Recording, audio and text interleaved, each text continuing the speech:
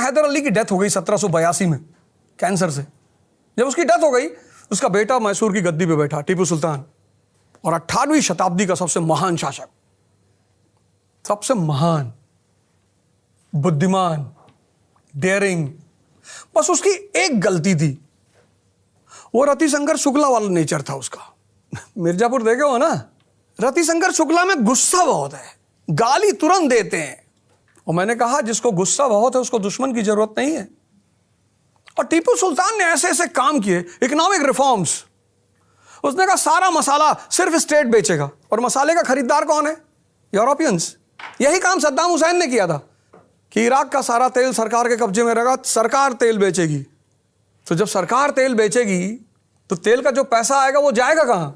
State की treasury में। और जब स्टेट की ट्रेजरी में पैसा जाएगा तो राज्य क्या करेगा?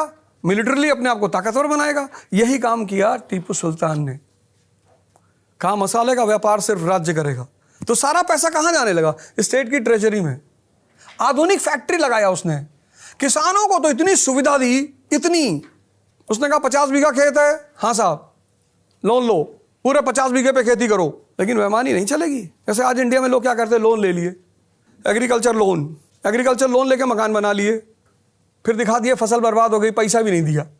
उसने कहा अगर 50 बीघे पे लोन लिए हो तो टैक्स भी 50 बीघे पे लगेगा, चाहे कुछ भी हो जाए।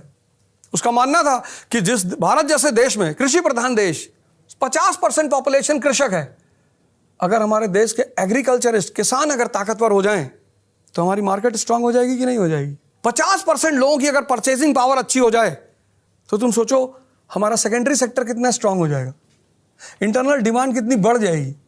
किसानों को उसने मजबूत किया, उसने मॉडर्न फैक्ट्रीज लगाई। जैसे ईस्ट इंडिया कंपनियां थी, ऐसे उसने भी कंपनी बनाई कि हमारी भी कंपनियां बाहर ट्रेड करने के लिए जाएंगी।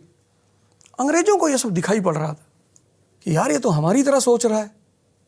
जब पूरे भारत में ज्यादातर राजा विलासिता में डूबे हुए थे तो टीपू सुल्तान सिटीजन की उपाधि ली उसने 18वीं शताब्दी में। आज लोगों को नहीं पता सिटीजन का मतलब क्या होता है। आज 18वीं शताब्दी में उस आदमी ने सिटीजन की उपाधि ली। 18वीं शताब्दी में वो आदमी जैकोबिन क्लब का मेंबर बना, फ्रेंच रेवोल्यूशन का, अपने समय से बहुत ज्यादा आगे। फिर उसने नेवल बोर्ड बना दिया। उसका पिता वो बना के गया ही था, तोपखाना, उसने नेवल बोर्ड बना दिया। अंग्रेजों ने फिर पूछा नेवल बोर्ड ये किसके लिए, नेवी किसके लिए बना रहे हो? बोला सी पायरेट के लिए। बोला सी पायरेट्स? अंग्रेजों को पता था कि हमारी ताकत समंदर में ज्यादा है, ये हमसे ही लड़ने की व्यवस्था कर रहा है। और फिर अंग्रेजों ने टीपू सुल्तान को धोखा दिया, एक साजिश रची, उसके पड़ोसी राज्य से उसका झगड़ा करवा दिया। और गुस्सैल तो था ही है। अब तुम्हारी कार बाहर खड़ी है, ये जाके बाहर भेज दे तो तुमको इनके ऊपर गुस्सा आएगा कि नहीं आएगा? स्वाभाविक सी बात है, आएगा। टीपू सुल्तान की टेरिटरी ट्रेवनकोर ने बेच दी डच को। तो टीपू सुल्तान ने कहा तुम मेरी टेरिटरी कैसे बेच सकते हो? और टीपू सुल्तान ने ट्रेवनकोर पे हमला किया। जैसे ही टीपू सुल्तान ने ट्रेवनकोर पे हमला किया, ट्रेवनकोर के साथ मराठा, निजाम और अंग्रेज चारों खड़े हुए थे। इसीलिए गुस्से में किसी पर हमला नहीं करना है। बाली वाली गलती नहीं करनी है। कौन बाली? सुग्रीव का भाई। गुस्से में कोई काम करना ही नहीं है। क्रोध में अगर तुम काम करने जा रहे हो तुम्हारा विनाश सुनिश्चित है, क्योंकि क्रोध सोचने समझने की क्षमता को खत्म कर देता है। अंग्रेजों ने आधी संपत्ति छीन ली, आधी टेरिटरी छीन ली, अपंग कर दिया टीपू को। और फिर वेलेस्ली आया, और जैसे ही वेलेस्ली भारत आया वैसे ही अंग्रेजों ने दूसरा फार्मूला लगाया भारत पर कब्जा करने का। पहला फार्मूला क्या था? King maker. दूसरा फार्मूला सब्सिडियरी अलायंस, सहायक संधि। सब्सिडियरी अलायंस में अंग्रेजों ने क्या किया? पहले दौर में उन्होंने क्या किया? निकम्मों को राजा बनाया, किंग मेकर। जहां गए निकम्मों को निकाला, राजा बना दिया। दूसरा दौर जो उनका चला, सब्सिडियरी अलायंस, सहायक संधि, उन निकम्मों से उन्होंने कहा कि अगर हमारे साथ नहीं रहोगे तो खत्म हो जाओगे। तो सहायक संधि, सब्सिडियरी अलायंस। उसमें होता क्या था? जैसे भारत के किसी राजा ने सब्सिडियरी अलायंस पे दस्तखत किया तो उस राजा के यहां सेना किसकी होगी? अंग्रेजों की। उस सेना का खर्चा कौन देगा? स्थानीय राजा।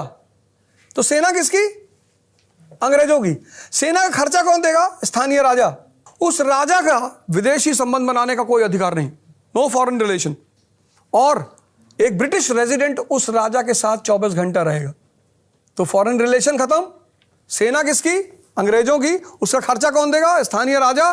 और ब्रिटिश रेजिडेंट राजा के साथ रहेगा, जिससे राजा की हर गतिविधि पर 24 घंटा नजर रखी जा सके।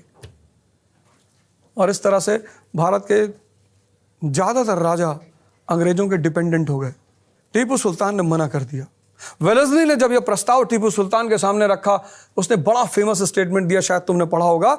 उसने कहा कि 100 दिन कुत्ता बन के जिंदा रहने से अच्छा है एक दिन शेर बन के जिंदा रहा जाए। और यहीं पर चौथा एंग्लो मैसूर वॉर हुआ और अंग्रेजों ने टीपू सुल्तान को मार दिया।